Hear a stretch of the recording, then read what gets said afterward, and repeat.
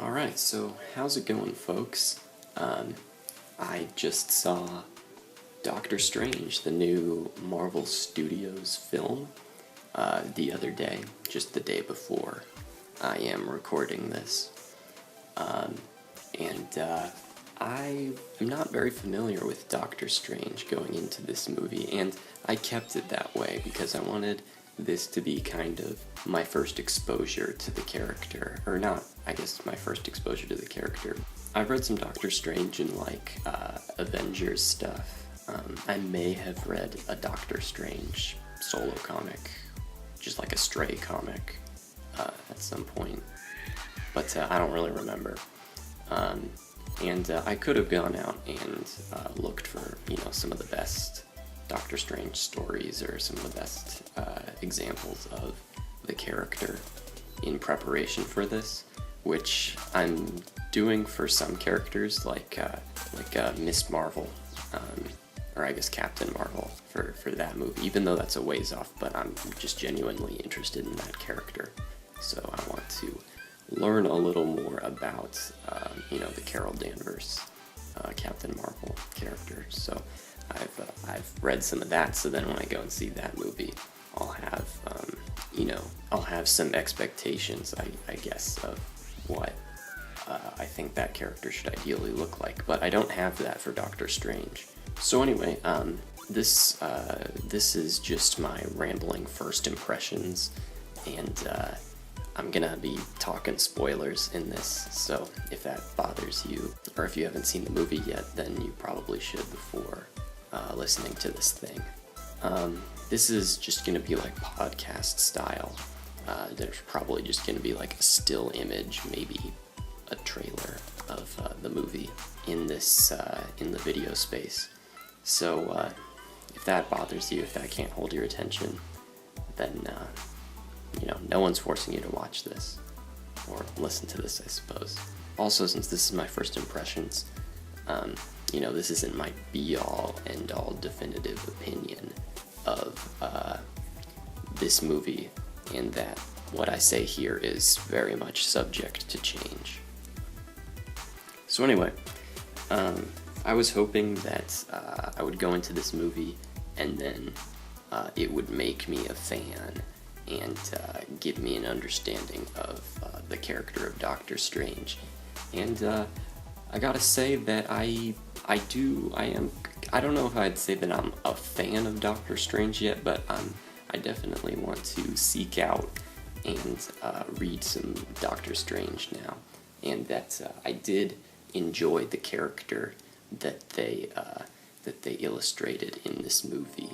And luckily, I'm actually a Regal Crown Club Rewards member. Or I don't know if that was right. Whatever the Rewards Club program is for Regal Cinemas. They're giving out free comics, free Doctor Strange comics, if you, scan your Regal Crown Club Rewards card after buying a ticket to the movie. And there's like 4 free comics that you can potentially get, digital comics. So I put in the promo codes for those, and I've got those queued up on Marvel.com's digital comics reader.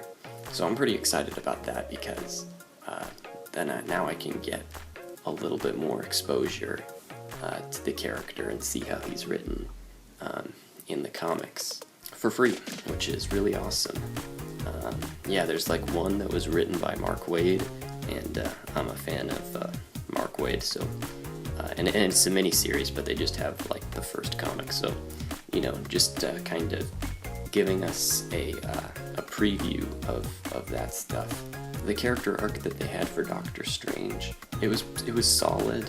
This movie's structure is kind of similar to the first Thor movie, in that the main character isn't yet to the place of the hero that he is in the comics.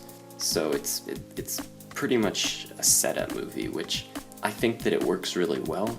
With my personal preferences, I wish that we got to see him as Doctor Strange, the Sorcerer Supreme, or when he actually is the type of character that he is in the comics, as opposed to getting him to that place where he is in the comics. You know, from being the selfish, kind of heartless and egotistical and fame-seeking surgeon to the Sorcerer Supreme hero that we know him as in the comics. And I don't really know that much about the character, but apparently in the comics, I don't know if this is true, but like in the first comic or so, they do the origin pretty quickly, and then they just have him as Doctor Strange in that one issue for the majority of that, and I kind of wish that we got that. But what we have here, I think, is also good as well. It's just maybe a little too setup heavy for what I wish we would have got. So another great thing about this movie is that the supporting cast is also really good, and they parallel Doctor Strange in some way. Especially, I really liked that this movie tackled some themes that are a little more kind of mystic, I suppose. Like death is a theme of this movie, and each character has a different relationship to it. Or a couple of the characters do, including I guess the main villain. I don't remember his name. It might be Cagliostro, or that was the book that he was after. Mads Mikkelsen's character. He was the villain, and I thought that he was actually quite a good villain. However, I feel like he might be pigeonholed into kind of a generic villain just because of the fact that his costume isn't very distinct, and the performance isn't super distinct either.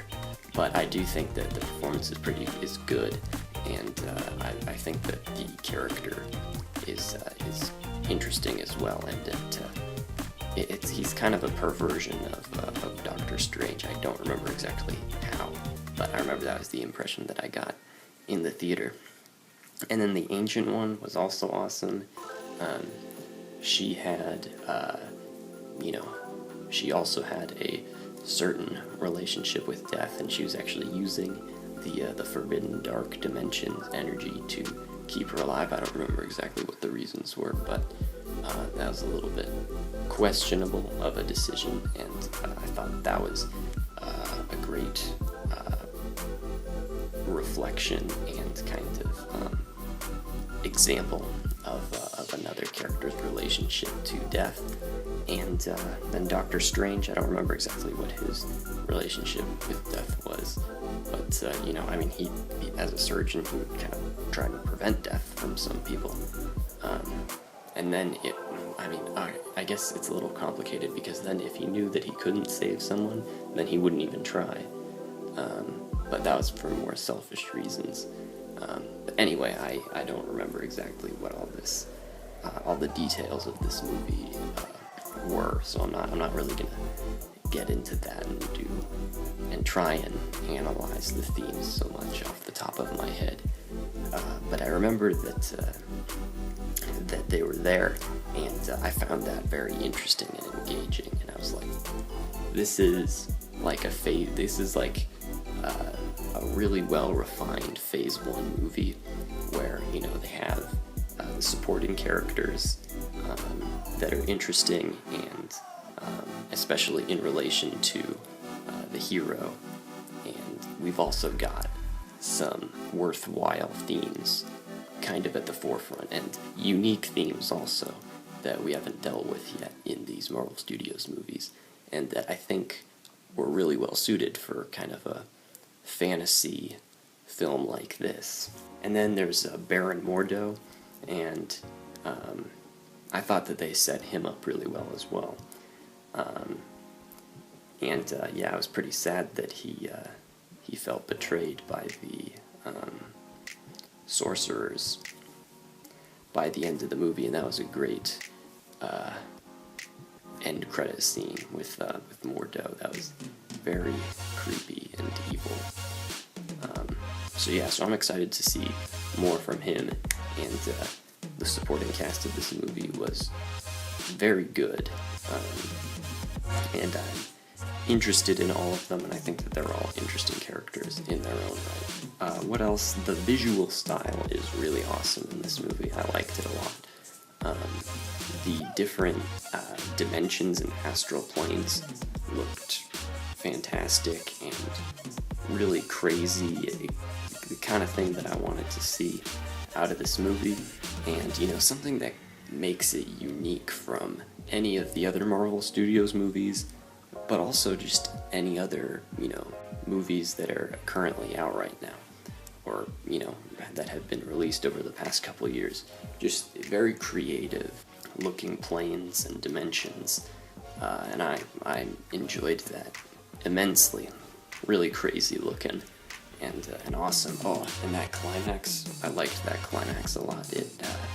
It was kind of a, it wasn't, you know, the big climactic third act battle that has been kind of criticized by some people. You know, they're getting kind of tired of that from the, you know, just from superhero movies.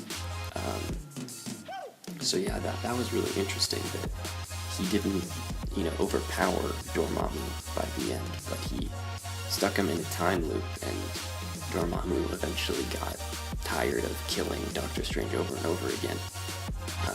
He was like, alright, well, I guess the only way for me to break this time loop, or to get Doctor Strange to break this time loop, is to recede from the Earth. And I thought that was also super heroic of Doctor Strange, like, to give yourself up to be killed over and over again. That's pretty virtuous and pretty heroic, I'd say. That I thought was pretty interesting of a way to demonstrate the selflessness of that character. And I also thought that was a big transition from how that character was at the beginning of the movie, so that selflessness of giving himself up to be killed over and over again, unlike Thor, who, I mean, he gave himself up to be killed by the Destroyer. So yeah, that was a very sharp contrast from kind of the selfish person that he was at the beginning of the movie. Yeah, the fight scenes were great. I guess one kind of minor criticism is that there is like this, in kind of the middle of the movie, Mads Mikkelsen's character and his lackeys were invading the sanctums of the sorcerers, and there were like some fight scenes in there, and I don't know if I really needed that, because I was like, I don't know if I really want to see Doctor Strange in all this, doing all this fighting right now, because he's like not a completely trained Doctor Strange. You know, he's learned quite a bit of magic at that point, pretty fast, but he's still kind of a novice. I guess he's not a novice anymore, but he's not super experienced, and you know, I was like, could we maybe see a little more entertaining spells instead of just these, you know, summoned swords and alterations of reality, or like, you know, energy blasts. So I don't know if I necessarily needed those fight scenes, but they were entertaining in their own right, I thought. And also that cape that Doctor Strange wears, the cape of levitation, that thing looks awesome. It's really well animated. I love the way that it flows. And also just how Doctor Strange flies around with it.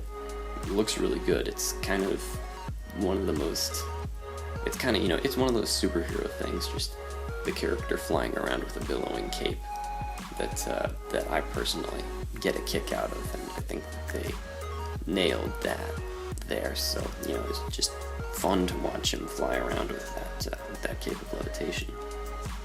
I guess another kind of cool thing that I didn't really expect was when casting the spells, there's kind of like some sort of, it's not like a pentagram, but, you know, that kind of star shape it's not in a pentagram shape, but you know, with a ring around it. They kind of look like, I think they're called, like, in Full Metal Alchemist, I haven't seen that anime, but like alchemy symbols or alchemy circles, where they have like a symbol and then a circle around it, and the sorcerers, they have symbols like that that appear, they kind of materialize around their hands when they're casting spells, and in the comics, those things appear, and I thought that they were just like kind of intangible formations of light. In this movie, they're actually hard, and they can be used as blades, which I didn't expect, but I thought that was kind of neat. You know, like in the comics, I thought that it was just an indication, you know, a way to indicate that he was casting a spell, and that those were kind of just like pulses disseminating from his hands as he cast the spell. But those are actually deliberately summoned in this movie and used as blades, which I thought that was kind of neat. So that about wraps it up. I thoroughly enjoyed this movie, and I probably will go see it again at some point. I'm not super inclined to go see it again, but I probably will in a couple of weeks or so, if I have the time for it, just because it's a fun ride, and there's worthwhile ideas in this film that to think about, that I enjoyed a lot.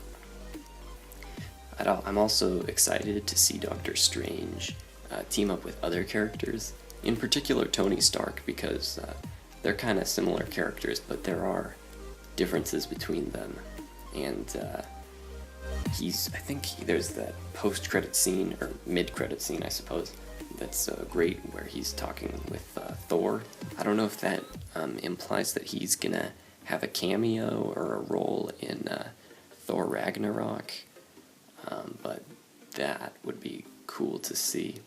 And also, he's gonna be in Avengers Infinity War, which should be exciting as well. So yeah. Oh, and the Eye of Agamotto, or Agamotto, I don't remember exactly what it's called. I always call it the Eye of Agamotto.